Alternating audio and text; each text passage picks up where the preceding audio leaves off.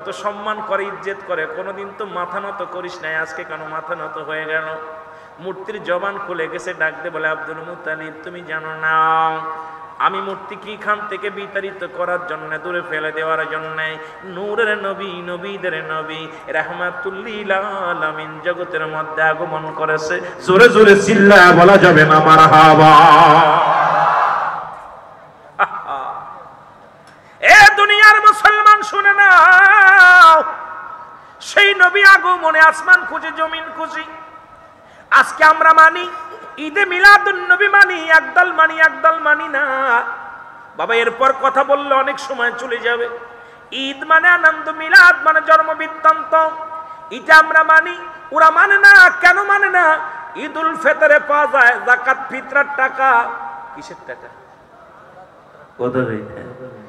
একটা দল আছে দেখবেন টুপিদারি জুব্বা সব লাগায়া যাকাত ফিতরার টাকা খাওয়ার জন্য পাগল হয়ে যায়।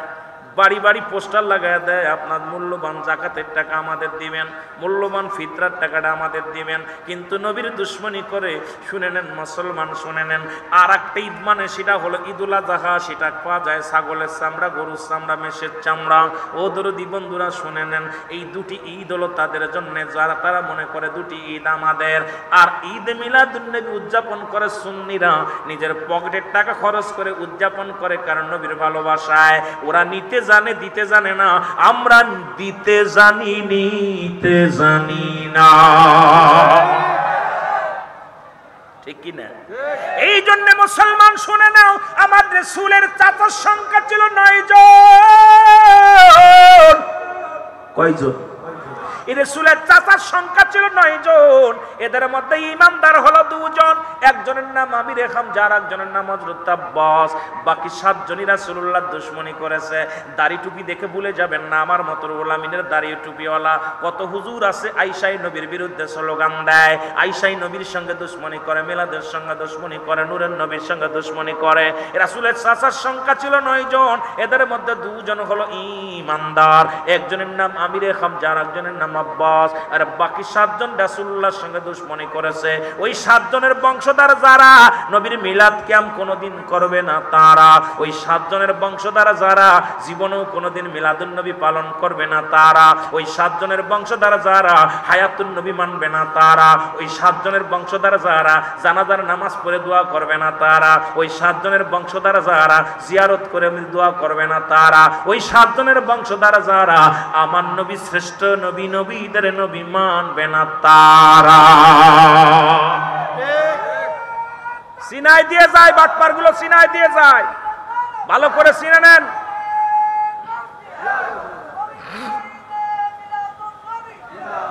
কষ্ট হচ্ছে আপনাদের? ওয়াজ করবো? কথা কন। অনেকের কষ্ট লাগবো, গায়ে লাগবো। আমি মরণের ভয় করি না জীবনে, সত্য কথা বলে যায়। ওই 7 জনের সিলসিলার মধ্যে যারা পড়ছে আজও পর্যন্ত রাসূলুল্লাহর দুশমনি ছাড়া তারা খানা খায় না, রাসূলুল্লাহর দুশমনি ছাড়া তারা ঘুমায় না, নবীজির বিরুদ্ধে সমালোচনা করা ছাড়া ওদের শান্তি লাগে না। জোরে বলেন ঠিক কি না? রাসূলের ফুফুর সংখ্যা ছিল 6 জন। এদের মধ্যে ইমানদার হলো 2 জন, একজনের নাম হযরত সুফিয়া, আর একজনের নাম হযরত ওমর। বাকি 4 জনই রাসূলুল্লাহর সঙ্গে দুশমনি করেছে। ওই 4 জন মহিলার বংশধর যারা দেখবেন ওই মহিলাদের মধ্যে নবীরে গালিগালাজ করে তারা, ওই 4 জন মহিলার বংশধর যারা নবীর দুশমনি করে তারা, হায়াতুন নবী মানে না তারা, মিলাদুন নবী মানে না তারা, বাদান্ডে নূরের নবী মানে না তারা। এরা ইসলামের দুশমন, জাতির দুশমন, ইসলামের দুশমন, আমার নবীর দুশমন। জোরে জোরে চিল্লায়া বলেন ঠিক কি না? 4 আর 7 কয়জন? অঙ্ক জানে না রে, কোন দিকে? আপনারা কথা কন না, ওরা বাদ দেখ। এ কোন এলাকা আমারে নিয়ে আইছেন এত কষ্ট করে? একটা হলো জুমলায়ে খবরিয়া, আর একটা জুমলায়ে হিংসায়া। জুমলায়ে হিংসায়া বক্তা মনের ভাব প্রকাশ করে, শ্রোতা কিছু বুঝতে পারে না। ইয়েস নো ভেরি গুড, এটাকে বলা হয় জুমলায়ে হিংসায়া, মানে তার কথা বক্তা শ্রোতার ভিতরে বুঝাইতে পারে না, এটাকে বলা হয় জুমলায়ে হিংসা। জুমলায়ে খবরিয়া বক্তা মনের ভাব প্রকাশ করলে শ্রোতা সহজে বুঝতে পারে। এখন আমার তো বড় বিপদের মধ্যে আছে, আমি কথা বলতেছি, আপনাদের বুঝতে কষ্ট হয়, তাহলে কথা বলেন না কেন? আওয়াজ দেন। আরে সুন্নি জামাতের এক একটা 1,000টা সৈনিক 1000টা সৈ বাতিলের চাইতেও তাদের উচ্চ আওয়াজ, এই কণ্ঠের আওয়াজ তাদের চাইতেও উত্তম। যারা বলেন ঠিক কিনা? আওয়াজ হবে এরকম, সব ঘুমাচ্ছে বিড়ালের মতো। সুন্নি জামাতের অস্ত্র লাগে না, বোমা লাগে না, এদের এক একটা আওয়াজ তাকবীর দিলে থরথর করে জমিন কাঁপে। জোরে বলেন ঠিক কিনা? কাশ্মীরে আহারে কি অবস্থা, ফিলিস্তিনের কি অবস্থা। এ দুনিয়ার মুসলমান শুনে নাও, এ দরদি বন্ধু,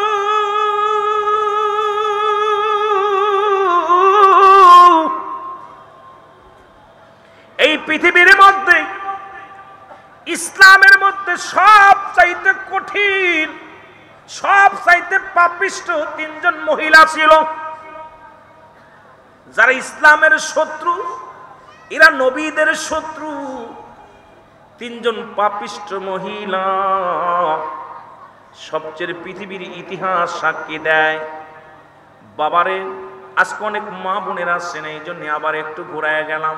মিলাদুন নবীর বলতেছিলাম, আর একটা মিলাদ কথা বলতে গেলে অনেক কথা এসে যায়, অল্পই আমি শেষ করতে পারি না, শুধু আর বাইরে যায়, বেড়ে যায় রে বাবা, কথা অল্প সময়ের মধ্যে বলতে পারি না। এরা মুসলমান শুনে নাও, 3য় নাম্বার ঈদের নাম হলো, 4র্থ নাম্বার ঈদের নাম হলো কি বাজান রে? 4র্থ নাম্বার ঈদের নাম হলো ইয়াউমুল জুমা। এটাও মানতো না যদি মিলাদ পড়ে বসে পড়ুক আর দাঁড়ায় পড়ুক কিছু হাদিয়া পায়, এই জন্য এটা জায়েজ। এটা বন্ধ করে দিলে দেখবেন ওরা এটাও দোয়া করবে না। ও মুসলমান, 5ম নাম্বার ঈদের নাম হলো আরাফাতের ময়দান। ও হাজী ভাইরা মক্কা মদিনায় যান, ওই লাব্বাইক ইয়া রাসূলুল্লাহ,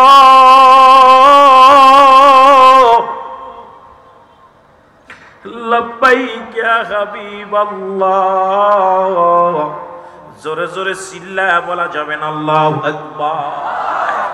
মহব্বতে আর একটু জোরে বলেন আল্লাহু আকবার। এই পৃথিবীর সব চাইতে পাপী 3 জন মহিলা। কয়জন মহিলা? জোরে বলেন কয়জন মহিলা? এদের একটু আলোচনা করে যায়, সামান্য একটু আলোচনা করে যায়। একজন হলো লূত আলাইহিস সালামের স্ত্রী, একজন নবীর স্ত্রী হইয়া, এ মুসলমান শুনে নেন, বাইলর। এই মহিলাটার নাম ছিল বাইলর। এ দুনিয়ার মুসলমান ভালো করে জেনে নেন, 3 জন মহিলার এক নাম্বার মহিলার নাম হলো বাইলর। তিনি ছিল হযরত লূত আলাইহিস সালামের বিবি। এ মুসলমান, এই 2টি শহরের নাম একটা হলো, এ মুসলমান শুনে নাও, এ দুনিয়ার মুসলমান সাদম এবং গুরাম, এই 2টি শহরের নাম, বিশাল 2টি শহর ছিল। আল্লাহ পাক এই শহরের মধ্যে বিশাল নিয়ামত দান করেছিল। আমি একটু মা বোনেরা শুনেছি, অনেক মা বোনেরা আসছেন, এই জন্য আমি একটু কথা বলে যাই। ঈদে মিলাদুন নবীর আলোচনা করতে যাই, হঠাৎ ওদিকে ঢুকে গেলাম। মা বোনেরা শিক্ষা নাও, বাবারাও শিক্ষা নাও। এই 2টি এলাকার বিশাল 2টি শহর ছিল। শহরের মধ্যে আল্লাহ ধন ভান্ডার এত পরিমাণ নিজ নিয়ামত দান করেছিল। আল্লাহ ফলে ফুলে ভরে দিয়েছিল, কোনো কিছুর অভাব ছিল না। হযরত লূত আলাইহিস সালামের বিবি ছিল একজন জিনাকারী মহিলা। ভালো করে শুনেন, তৎকালীন জামানায় নবীর বিবি হইয়া কত বড় দুশ্মনী করেছে, ইসলামের দুশ্মনী করেছে। সবচাইতে পাপিষ্ঠ মহিলাদের মধ্যে তার নামটা আইছে, বাইলার নামটা আগে আছে। জোরে জোরে চিল্লায়া বলেন নাউজুবিল্লাহ। তখন পুরুষে জিনা করতে খুব ভালো লাগতো, মহিলা জিনা করত, পুরুষে জিনা করত। এ মুসলমান শুনে নাও, আমার নবীর আগমনের আগের ইতিহাসগুলো যদি বলি, বড় ইতিহাস, ভয়ঙ্কর ইতিহাস বাইর হয়ে যাবে। ওদিকে আমি যেতে পারবো না। শুধু 3 জন মহিলার এ 2-1 দেখা যাক 3 জনের কয়জন পর্যন্ত বলা যায়। এই মহিলা জিনা ব্যভিচার করতেন। তারা বেশি পুরুষে মেলামেশা পছন্দ করতেন, মহিলা মেলামেশা পছন্দ করতেন।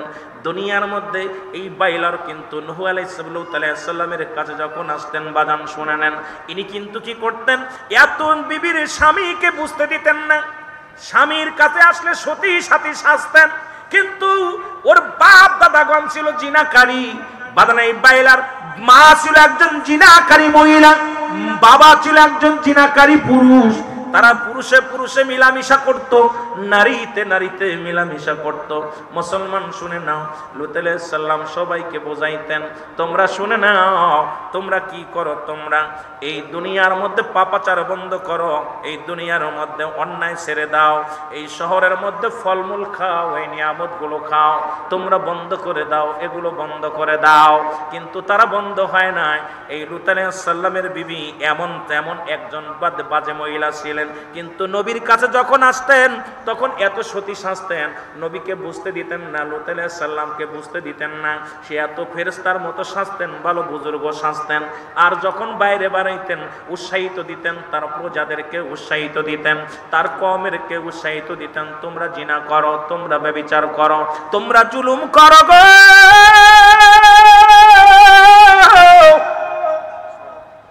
আমার আল্লাহ সইতে পারে নাই নারীতে নারী জিনা, পুরুষে পুরুষে জিনা, এটা আমার আল্লাহ সইতে পারে নাই। আজকে ফিলিস্তিন ও মুসলমান, ওদিকে আমাদের নজর যাবে, আগে দেখে আসি এদিকে কি বলতে চায়। লূত আলাইহিস সালাম সবাইকে বুঝাইতে লাগলেন, এগুলো বন্ধ করো, ব্যভিচার বন্ধ করো, গাঁজা মদ বন্ধ করো, হারাম উপার্জন বন্ধ করো, একমাত্র আমার আল্লাহর পূজা করো, আমার আল্লাহর পূজা করো, দুনিয়ার পূজা ছেড়ে দাও, দুনিয়ার মধ্যে অন্যায় কাজ ছেড়ে দাও, তোমরা জিনা ব্যভিচার ছেড়ে দাও। কিন্তু গোপনে গোপনে ওই এলাকার মধ্যে সবাই পাপ করতেন, আর এই পাপের উৎসাহিত দাতা ছিলেন ওই আবার লূত আলাইহিস সালামের বিবি বাইলার। জোরে জোরে চিল্লায় বলা যাবে না আল্লাহু আকবার। লূত আলাইহিস সালাম দাওয়াত দিতেন ইসলামের, বিবি দিতেন গোপনে গোপনে তোমরা জিনা করো, নিজেও জিনা করতেন, স্বামী বাদ দিয়ে অন্য মহিলার সঙ্গে ব্যভিচার করতেন, ব্যভিচারে লিপ্ত হয়ে যেতেন। আল্লাহ পাক সইতে পারে নাই। আমার আল্লাহ ডাকতে বলে, আল্লাহ ডাকতে বলে, বন্ধু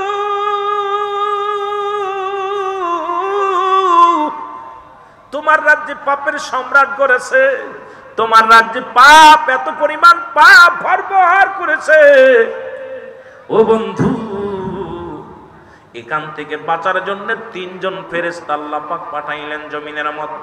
লূত আলাইহিস সালামের কওমের মধ্যে ঘরের মধ্যে তিনজন পুরুষ পাঠাইলেন। আর এই পুরুষ তৎকালীন জামানার মধ্যে এত চেহারাবান ছিলেন, এত সুরত ছিলেন। তিনজন মহিলা তিনজন পুরুষ যখন লূত আলাইহিস সালামের ঘরের মধ্যে আগমন করলেন, লূতের বিবি গোপনে যায় কওমের লোকদের বলে, সুন্দর তিনজন পুরুষ আগমন করেছে আমার ঘরে, তোমরা যদি ব্যভিচার করতে চাও, অন্যায় করতে চাও, যদি জিনা করতে চাও, মিলামিশা করতে চাও, তাহলে তোমরাও আমার বাড়িটা গেরোয়া করে তিনটা পুরুষকে ছিনিয়ে নাও, তিনটা পুরুষকে ছিনিয়ে নাও।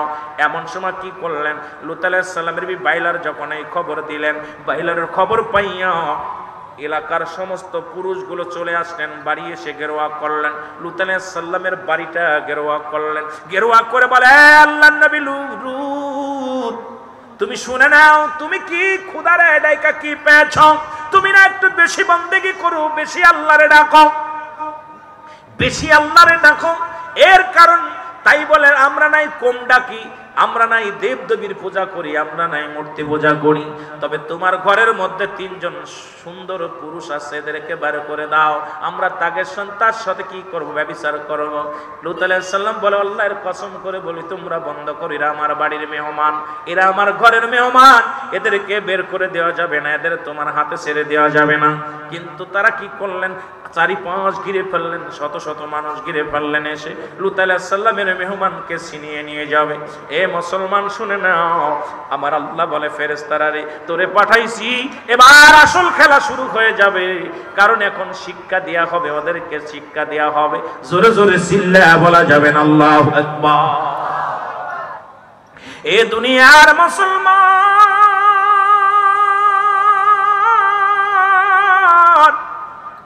ফেরেশতারা ডাকতে বলে, আল্লাহর নবী লূত শোনো,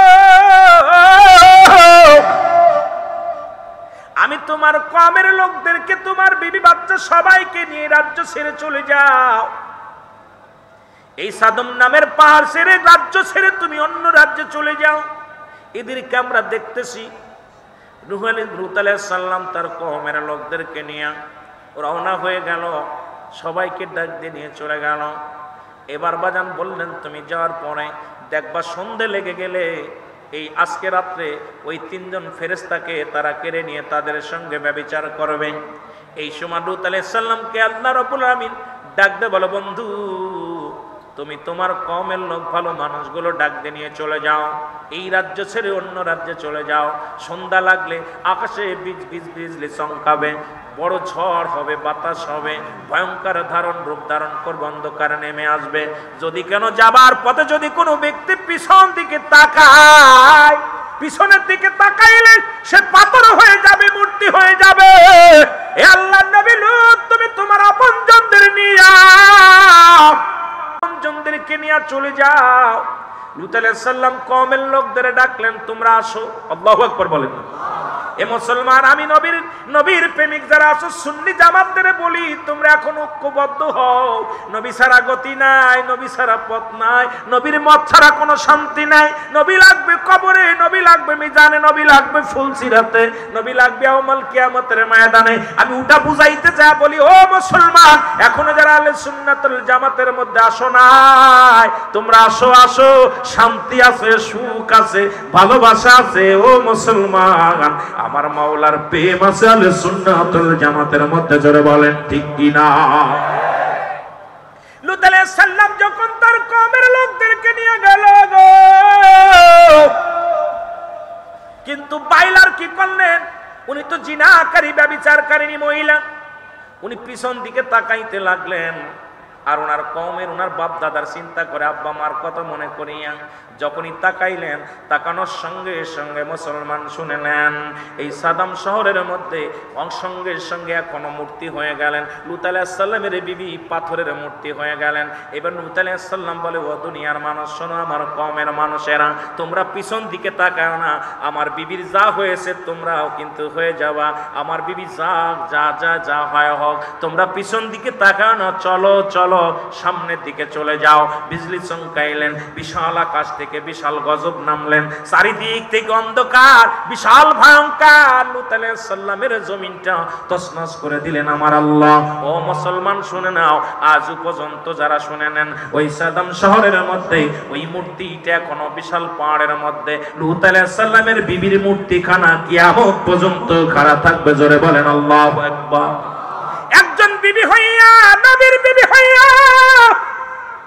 কেমন জালেম ছিল, কেমন ব্যভিচারিণী ছিল গো। আর একজন মহিলা, পৃথিবীর ইতিহাসে তিনজন মহিলা সবচেয়ে পাপিষ্ঠ মহিলা, ঘৃণিত মহিলা, শুনে নেন। আর একজন ছিল আবু লাহাবের স্ত্রী উম্মে জামিলা। জোরে জোরে বলে চিল্লায়া বলেন আল্লাহু আকবার। উম্মে জামিল, ইনি ছিলেন আবু সুফিয়ানের বিবি।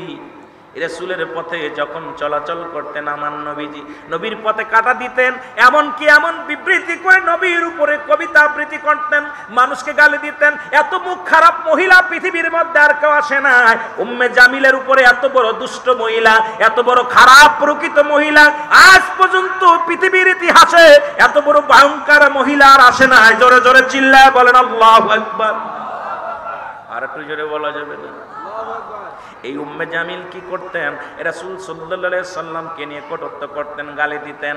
নবী যে পথে যাইতেন সেই পথের মধ্যে কাঁটাযুক্ত ময়লা আবর্জনা রেখে দিতেন এবং নবীকে নিয়ে গালি দিতেন। নবীকে কষ্ট দিয়েছেন, অনেক কষ্ট দিয়েছেন, নবীর বিরোধিতা করেছেন। নবীকে নিয়ে বাজান অনেক সময় কবিতা আবৃত্তি করেছে, এমন কবিতা আবৃত্তি করেছে যা শুনিয়া দুনিয়ার মানুষ, কাফের বেঈমানরা হাসতো। আমার নবীজি কষ্ট পেত, ইসলামকে নিয়ে কটূক্তি করতেন, ইসলামকে নিয়ে বড় কথা বলতেন, তাসলিমা নাসরিনের মতো ইসলামকে নিয়ে বড় বড় কথা বলতেন। ও মুসলমান শুনে নিয়ে যারা মুসলমানদের বড় কষ্ট লাগতো, কাফের বেঈমান খুশি হতো, আনন্দ পাইতো। জোরে বলেন আল্লাহু আকবার। একবার আমার নবীজি ঘরের মধ্যে বসে আছে, কামরার মধ্যে বসে আছে। হযরত আবু বকর সিদ্দিক দরজার মধ্যে দাঁড়ায় আছে। হযরত আবু বকর সিদ্দিক রাদিয়াল্লাহু তাআলা আনহু উনি দাঁড়ায় আছে, ডাক দেন, হে আবু বকর, তোর নবী কই, মুহাম্মদ কই? এত গালি দিলেন, আমার নবীকে এত মুখ খারাপ করে গালাগালি করলেন। হযরত আবু বকর সিদ্দিক রাদিয়াল্লাহু তাআলা সহ্য করতে পারে না, কানটা বন্ধ করে একটা চিৎকার মেরে বলে, ইয়া রাসূলুল্লাহ, ইয়া হাবিবাল্লাহ, উম্মে জামিল আজকে আপনাকে যে গালি দিছে রে, আমি সইতে পারি না। নবী গো, মায়ার নবী, ও মায়ার নবী, আপনি কি শুনছেননি? নবীজির পরে জামিল উম্মে জামিল যখন গালি দিয়া চলে গেলেন, রাহমাতুল লিল আলামিন ভিতর থেকে আসলেন। রাসূল পাক সাল্লাল্লাহু আলাইহি ওয়াসাল্লামকে হযরত আবু বকর সিদ্দিক রাদিয়াল্লাহু তাআলা আনহু বলেন, হুজুর আপনাকে দেখলাম এইমাত্র দাঁড়ায় আছিলেন, আপনার সামনে গালি দিল, আপনি কোথায় ছিলেন? উম্মে জামিল যে গালি দিল আপনাকে, আপনি কি শোনেন নাই? আমার নবী কয়, আবু বকর রে, উম্মে জামিলকে আমার সামনে আমার আল্লাহ দেখান নাই, আমি ওখানেই ছিলাম, আমাকে উম্মে জামিল দেখতে পারে নাই, আমি ওকে দেখেছি, কারণ এত বিশ্রী মুখ খারাপ, এত গালাগালি করে, এই জন্য আল্লাহ ওকে দেখাই না। আল্লাহ রাব্বুল আলামিন আমারে দয়া করছে। জোরে জোরে চিল্লায়া বলা যাবে না আল্লাহু আকবার। এ দুনিয়ার মুসলমান শুনে নাও গো, রাসূলকে নিয়ে এত গালির একটা কবিতা লিখলেন, যা দেখে নবীজি মনের ভিতরে বড় কষ্ট পাইলেন। আল্লাহর দরবারে দুটি হাত উঠায় ডাকতে বলে, আমার মালিক, ওই আবু লাহাবের স্ত্রী উম্মে জামিলকে তুমি আল্লাহ দুনিয়ার মধ্যে গজব দাও। সঙ্গে সঙ্গে কি হলো? উম্মে জামিলের গায়ের মধ্যে ফুসকা পড়া শুরু হলো। ফুসকা পড়লেন, ওর গায়ের মধ্যে এত দুর্গন্ধ শুরু হয়ে গেল। উম্মে জামিল আমার নবীজিকে কষ্ট দেওয়ার কারণে শুনে নেন কি হলো। মুসলমান গায়ের মধ্যে ফুসকা পড়লো, গায়ের মধ্যে ক্যান্সার রোগ ধারণ হলো, গায়ের মধ্যে পোকা হলো, সমস্ত দেহের মধ্যে পছন্দ ধরে দিল। এই অবস্থায় আপনজন সবাই তারে ত্যাগ করে চলে গেল। স্ত্রী, স্বামী, ছেলে মেয়ে সবাই, পরিবার পরিজন সবাই তাকে ত্যাগ করে চলে গেলেন। ও মুসলমান শুনে নেন, এইভাবে ধুকে ধুকে দুনিয়া থেকে চিরবিদায় হয়ে গেছে। আমার নবীর বিরোধিতা কোনো ব্যক্তি করলে আজ হোক কাল হোক তার তাকবীরে পোকা লাগবে। জোরে জোরে বলেন ঠিক কি না? আর একটু জোরে জোরে চিল্লায়া বলা যাবে না আল্লাহু আকবার। একটু মহব্বতের সঙ্গে দুরূদ শরীফ পড়েন, আল্লাহুম্মা জোরে।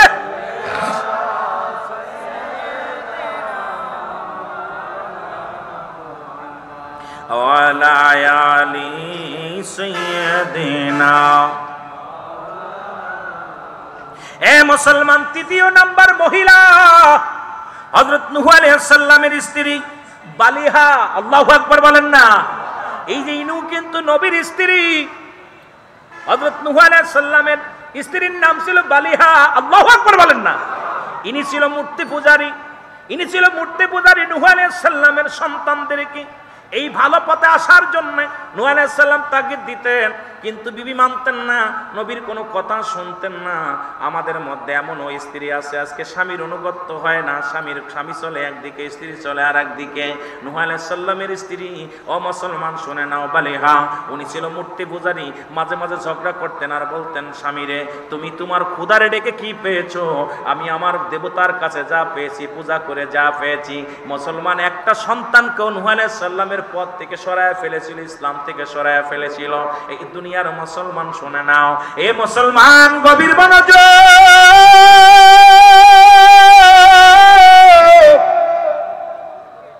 নূহ আলাইহিস সালামের ঘরের মধ্যে কোনো শান্তি নাই, শান্তি নাই। বিবি চলে এক মতে, স্বামী চলে এক মতে গো। এলাকার সমস্ত রাতের অন্ধকারে স্বামী যায় ইসলামের দাওয়াত দিতে, আর এই ফাঁকে বিবিও বাইরই মূর্তি পূজারীদের দাওয়াত দেওয়ার জন্য। দুজন তো মত শুরু করলো। আল্লাহ সইতে পারে না, ব্যভিচার মূর্তি পূজা বন্ধ করবে কেমনে? আমার আল্লাহ ডাকতে বলে, বন্ধু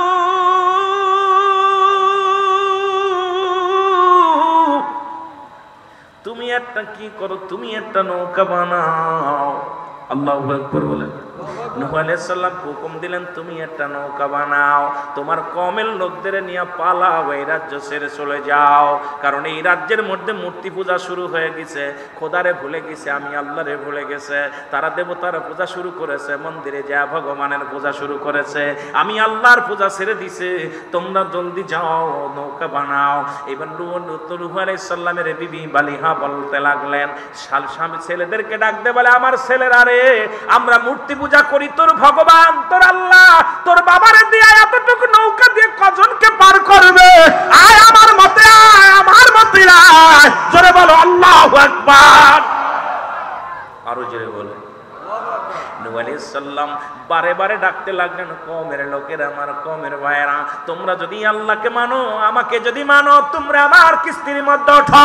সঙ্গে সঙ্গে কিস্তির মধ্যে যারা উঠলো, কিন্তু বালিয়া উঠলেন না।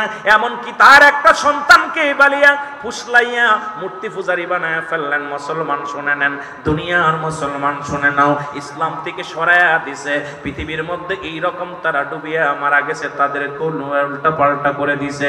আপনাদেরকে বোঝানোর জন্য বলে যায়, ও মুসলমান, পৃথিবীর 3 জন নিকৃষ্ট মহিলা আজও পর্যন্ত আমার যুবক ভাইরা, আমার মা বোনদের বলে যায়, তোমরা ফাতেমার অনুসরণ করো, রাবিয়ার অনুসরণ করো, মাসুমার অনুসরণ করো। এ মুসলমান, দেখবে শান্তি আসবে পৃথিবীর মধ্যে। স্বামীকে যদি কোনো স্বামী যদি নষ্ট হয়ে যায়, পারে একজন বিবি তার স্বামীকে পথে আনার জন্য, ওই বিবি যদি চেষ্টা করে তার স্বামীকে সৎ অন্যায় পথ থেকে ফেরাইতে পারে। পৃথিবীর মধ্যে কোনো স্ত্রী যদি নষ্ট হয়ে যায়, পৃথিবীর কোনো পুরুষ তারে পথে আনা সম্ভব নয়। এই জন্য বাবা, আমি আপনাদেরকে বলে যাই, মাদেরকে বলে যাই, তোমার স্বামী নামাজ পড়ে না, নামাজের জন্য তাগিদ দাও। তোমার স্বামী রোজা রাখে না, রোজার জন্য তাগিদ দাও। তোমার স্বামী হারাম মানে, তোমার স্বামী সুদ খায়, ঘুষ খায়, রাতের অন্ধকারে ডাকতে বলো, স্বামী পৃথিবীর মধ্যে খানা না খেয়ে থাকবো গো, খানা চাই না, বাড়ি চাই না, স্বর্ণ চাই না, অলংকার চাই না, চাই আপনার ভালোবাসা, চাই খুদের গোলামি। এই দুনিয়ার মধ্যে ঈদে মিলাদুন নবীর মাহফিলে এসে আজকে আমার মা বোনেরা যারা আসছেন, প্রতিজ্ঞা করবেন, সারাদিন না খেয়ে থাকবেন, তবু হারাম বক্ষণ করবেন না, সুদের টাকা গ্রহণ করবেন না। ঘুষের টাকা দিয়ে যে সমস্ত স্বামীরা ঘুষ খায়, ওই টাকা পরিত্যাগ করেন। মুসলমান ও দুনিয়ার মা বোনেরা শুনে নাও, কারণ এই পৃথিবীর মধ্যে তোমরাই পারো একটা পুরুষকে পথে আনতে, ভালো পথে আনতে। তুমি যদি বায়না না করো, তুমি যদি এত টাকা বেতন পাই, তুমি বলবো, স্বামী তুমি আমাকে হালাল খাদ্য খাওয়াইবা, হারাম খানা খাওয়াইবা না, হারাম পথে চলাফেরা করাইবা না। আমি আমার মা বোনদের বলে যাই, আজ থেকে সেই পথ অবলম্বন করবেন যে পথে চললে আমার রাসূল রাজি, যে পথে চললে আমার আল্লাহ রাজি, যে পথে চললে ইসলামের বিজয় হবে, যে পথে চললে সমাজ শান্তি আসবে, যে পথে চললে আপনার স্বামী সঠিক পথে পরিচালন করবে। কারণ আপনি প্রাথমিক বিদ্যালয় হলো মায়ের কোল, আপনি যদি সঠিক পথে থাকেন, আপনার সন্তান আদৌ সঠিক পথে চলবে। জোরে জোরে বলেন ঠিক কিনা? আর একটু জোরে জোরে চিল্লায়া বলা যাবেন আল্লাহু আকবার। মহব্বতে একটু দুরূদ শরীফ পড়েন, আল্লাহুম্মা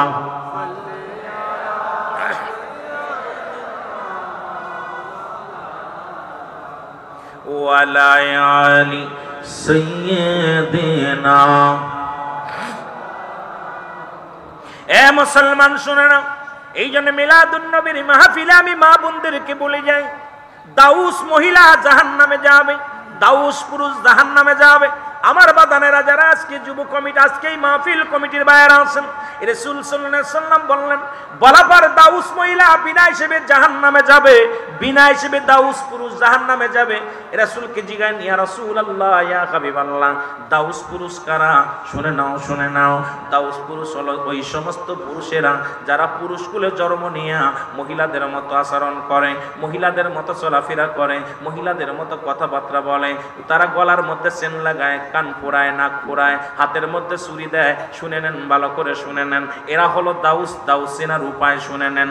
দাউস মহিলা, দাউস পুরুষ, যে সমস্ত পুরুষ পুরুষ কুলে জন্ম নিয়ে মহিলাদের লিবাস পরিধান করে, যে সমস্ত পুরুষগুলো মহিলাদের আচরণ করে, যে সমস্ত পুরুষেরা হাতের মধ্যে হাবালা নেয়, ছুরি নেয়, নাক ফুরায়, কান ফুরায়, মহিলাদের মতো কথাবার্তা বলে, দাউস। দাউসের পিতামাতা বিনা হিসেবে যাবে জাহান্নামে।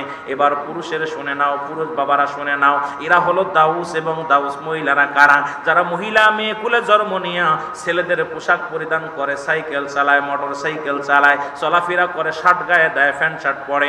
এখন জরিপ দ্বারা প্রমাণ হয়ে গেছে, বাংলাদেশে 70% হিজলা হয়েছে শুধু প্যান্ট শার্ট পরার কারণে। পুরুষ কুলে জন্ম নিয়ে যে সমস্ত মেয়েরা মেয়েদের পুরুষের পোশাক পরিধান করে, জরিপে দেখা গেছে এই 70% মহিলা হিজলা হয়েছে শুধু এর কারণে। জোরে জোরে বলেন আল্লাহু আকবার। এ যুবকেরা, মিলাদুন নবীর ওয়াজ আজকে একটু বাজে দিকে খেয়াল করে বলে যায়, হয়তো আর জীবনে আসি কি আসি না। শুনে নেন, দাউস মহিলা যারা মেয়ে কুলে জন্ম নিয়ে পুরুষের নাই কথাবার্তা বলে, পুরুষের মতো চলাফেরা করে, বুক টান করে যারা চলাফেরা করে, এরা হলো দাউস। এই দাউস গুলো বিনা হিসেবে জাহান্নামে যাবে। জোরে বলেন আল্লাহু আকবার। এই জন্য যুবকদের বলে যায় কিয়ামতের ময়দানে এ মুসলমান, এই দাউস মহিলাগুলো কঠিন আযাবের মধ্যে পড়ে যাবে। আর এই সমস্ত মহিলাদের লজ্জাস্থান দিয়ে আগুনের ফুলকি বাইরে ঢুকানো হবে। যে সমস্ত পুরুষেরা দাউস হয়ে যাবে তাদের লজ্জাস্থান দিয়ে আগুনের ফুলকি বাইর হবে। আর যে সমস্ত মহিলারা দাউসের মতো খোলামেলা চলে ফেরা করবে তাদের লজ্জাস্থান দিয়ে আগুনের ফুলকি ঢুকানো হবে। তাদের লোভ লালসা নিবারণ করা হবে জাহান্নামী আগুন দিয়া। জোরে জোরে বলো আল্লাহু আকবার। আর জোরে জোরে চিল্লায়া বলা যাবে না আল্লাহু আকবার। এর নূরওয়ালা নূর নবী এসেছে এই জগতে। বল নূরওয়ালা নূর নবী এসেছে এই জগতে। যুগ শ্রেষ্ঠ নবী যিনি, আমার আল্লাহর প্রিয় বন্ধু তিনি। যুগ শ্রেষ্ঠ নবী যিনি, আমার আল্লাহর প্রিয় বন্ধু তিনি। যার সুয়াতে যার সুয়াতে মরুভূমি সন্নেতে রূপার খনি। আরে স্বর্ণ আর রূপার খনি। জোরে বলেন মারহাবা। আরে নূরওয়ালা নূর নবী এসেছে জগতে। বলেন নূরওয়ালা নূর নবী এসেছে জগতে। এ দুনিয়ার মুসলমান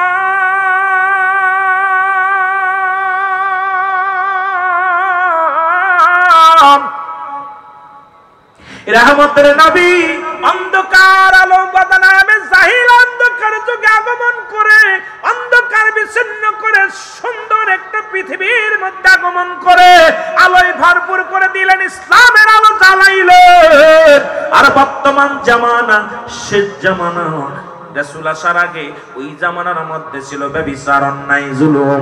ও দুনিয়ার মুসলমান শুনে নাও, আজকে কিন্তু সেই কত যুগ আগে আছে, 1500 বছর আগে রাহমাতুল লিল আলামিন ও মুসলমান দুনিয়ার মধ্যে আগমন করেছে। এই নবী আসার পরে অন্ধকার বিচ্ছিন্ন হইয়া আলোর মুখ দেখেছে। আজকে কেন সেই চট্টগ্রামের জমিনে বন্ধু হইয়া বন্ধুকে হত্যা করে? ও মুসলমান, শুধু তাই নয়, এখন অন্ধকার যায় নাই, তার প্রমাণ দেখায় দিছে। আপনাদের চট্টগ্রামের জমিনে বাবাকে 5 টুকরা করেছে, বাবাকে সন্তান 5 টুকরা করেছে। এরে মুসলমান শুনে নাও, আজকে 18 বছর পরে বাবার সঙ্গে পরিচয় হলো। রাতের অন্ধকারে বাবাকে 5 টুকরা করে সাগরের মধ্যে ভাসিয়ে দেওয়া হলো গো। ও মুসলমান শুনে নাও, তার মানে আর বুঝতে বাকি নাই, এখন অন্ধকারে ঢাকা আছে চট্টগ্রামের জমিন, এখনো আলোর মুখ দেখতে পারে নাই। কেন দেখেছে শুনে নেন। চট্টগ্রামের মেডিকেল হলে হাসপাতালের মধ্যে মরা মানুষের সঙ্গে জিনা হয়, ঢাকা মেডিকেল কলেজ হাসপাতালে মরা মানুষের সঙ্গে জিনা হয়। আজকে অন্ধকার এখনো আছে। এই রকম আলো ফুটেছে, যেমন চারিদিকে আলো হয়েছে মুসলমান, এই রকম আলো চট্টগ্রাম থেকে আমাদের জ্বালাইতে হবে। নুরানি আলো, ইমানি আলো এখান থেকে জ্বালাইতে হবে, চিরতরে অন্ধকারে লিবাইতে হবে। জোরে বলেন ঠিক কিনা? কথা যদি ভুল হয় বিচার করবেন আপনারা। বড় কষ্ট লাগছে। সেদিন দেখলাম ঢাকা মেডিকেল কলেজ হাসপাতালে মরা মানুষের সঙ্গে জিনা। দেখা যায় গলায় দড়ি নিয়ে মারা গেছে, বিষ খেয়ে মারা গেছে। দেখা যায় আলামত জিনার চট্টগ্রাম মেডিকেল কলেজ হাসপাতালে। মিথ্যা হলে বলবেন হুজুর আপনি মিথ্যা বলেন, এখানেও ধরা পড়লো, দেখে মারা গেছে বিষ খেয়ে, মারা গেছে বিষ খেয়ে, গলায় দড়ি নিয়ে জিনার আলামত পাওয়া যায়। সঙ্গে সঙ্গে মেডিকেল বসলো। মেডিকেলের লোকজন একত্রিত হয়ে বৈঠক করলেন। বৈঠক করেছে সিসি ক্যামেরা লাগানো হলো, ধরা পড়লো ডোমকে জিগানো পর, রিমান্ডে নিয়ে জিগানো পর ডোম বলল পৃথিবীর এই চট্টগ্রামের জমিনে যত সুন্দরী মহিলা মারা গেছে আমি তার লাশটা যখন কাটতে গেছি আগে জিনা করে নিছি, তাহলে এই চট্টগ্রাম থেকে শুধু জুলুস করলে চলবে না, নবীর মিলাদুন নবী পালন করলে চলবে না, চিরতরে বন্ধ করে দিতে হবে আবর্জনা। জোরে জোরে বলেন ঠিক কিনা? মিথ্যা বলছি? পান নাই? আমি লজ্জা পেয়েছি চট্টগ্রামে, যেখানে সুন্নিয়াতের একটা হাতিয়ার, সুন্নিয়াতের একটা প্রাণ কেন্দ্র, সেই জায়গা ঢাকা মেডিকেল এবং চট্টগ্রাম মেডিকেল কলেজ হাসপাতালে দুইটা জায়গায় মরা মানুষের সঙ্গে জিনা হয়। এর চাইতে লজ্জা থাকতে পারে না। জোরে বলেন ঠিক কিনা? এই জন্য আপনাদেরকে আমি বলে যাই, এখান থেকে গজরে উঠতে হবে, এই সুন্নিয়াতের এমন তাকবীর দিতে হবে, মদিনাওয়ালার গোলামেরা এখান থেকে আওয়াজ তুলতে হবে, বাতিলেরা চিরতরে পশ্চিম দিকে পালাইবে, পূর্ব দিকে পালাইবে, কারণ এই জমিনের মধ্যে তাদের থাকতে দেওয়া যাবে। অস্ত্র দিয়া, বোমা দিয়া, কথা কয় না, বোমা দিয়া, অস্ত্র দিয়া, ইমানি শক্তি দিয়া। জোরে বলেন ঠিক কিনা? সন্তানের কাঁধে বাবার লাশ, বাবার কাঁধে সন্তানের লাশ। ও মুসলমান, এই লাশ আমরা দেখতে চাই না। ফিলিস্তিনের মুসলমান হাজারি দেখি নেটের মধ্যে, মুসলমান বড্ড কষ্ট হয় যখন নেটের দিকে তাকায়, ছোট ছোট মাসুম বাচ্চাগুলো লাশ হাতের মধ্যে নিয়ে, বাবারা হাজারি, মারা হাজারি, স্বামীর লাশ ধরে স্ত্রী কান্দে, স্ত্রীর লাশ ধরে স্বামী কান্দে। আল্লাহ, তুমি ফিলিস্তিনের মুসলমানদের সাহায্য করো। আল্লাহ, গোটা পৃথিবীর মধ্যে যত মুসলমান নির্যাতিত হয়, তুমি ছাড়া কারোর কাছে বলার জায়গা নাই। এ মুসলমান হাত নাই পা নাই, শুনে না, শিশু মাসুম বাচ্চাগুলো লাশ হাতের মধ্যে নিয়ে মার কবরের পাশে ছোট ছোট মাসুম বাচ্চাগুলো চিৎকার মেরে কাঁদে, ডাকতে বলে মা মা মা বলে চিৎকার পারে দুনিয়ার মানুষ শুনে না। বাবার কবরের পাশে দাঁড়িয়ে চিৎকার মেরে সন্তান কান্দে, মা বাবা বাবা বলে চিৎকার মারে। নিরীহ পশুর মতো, তোমরা পশুর মতো নিরীহ সন্তানদের তুমি এতিম বানাইতেছো, বাবার কোল খালি করছো, মায়ের কোল খালি করছো। মনে করো না আমার আল্লাহ বলেছেন কুল্লু মান আলাইহা ফান, সব কিছু চূর্ণ বিচ্ছিন্ন করে দিবে আমার আল্লাহ। আমার আল্লাহ জমিনটাকে চূর্ণ বিচ্ছিন্ন করে দিবে রে। এই জমিনের মধ্যে কিচ্ছু থাকবে না, এই পাহাড়গুলো থাকবে না, এই জমিনটা থাকবে না। আল্লাহ বলে বান্দারে, যেদিন কিচ্ছু বলতে কিচ্ছু থাকবে না, সেদিন থাকবো শুধু আমি। আজকে শুনে নাও গাজাবাসী, শুনে নাও, আজকে যারা হামাস শুনে নাও, আজকে যারা শুনে নাও, যারা মুসলমানদের রক্ত নিয়ে খেলা করো, মুমিনের রক্ত নিয়ে খেলা করো, শুনে নাও, কত রাজা কত বাদশা এই দুনিয়ার মধ্যে আগমন করেছে, কেউ নাই, কেউ থাকবে না, চিরতরে বিদায় করে দিবে আমার আল্লাহ। আল্লাহ বলে বান্দারে, কুল্লু মান আলাইহা ফান, সব কিছু শেষ করে দিবে আমার আল্লাহ। আল্লাহ কয় বান্দারে, এই জমিনটাকে পুরায় আমি তামা বানায়া দিব।